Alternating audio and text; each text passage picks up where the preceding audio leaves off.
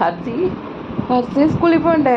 എനിക്ക് എനിക്ക് എനിക്ക് ഹർസി ഇന്ന് സ്കൂളിൽ പോകണം. വാ എനിക്ക് മതി, വാ എനിക്ക്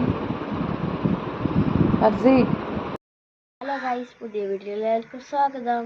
ഇന്ന് ഞാൻ ബാക്ക് ടു സ്കൂളാട്ടോ വീഡിയോ.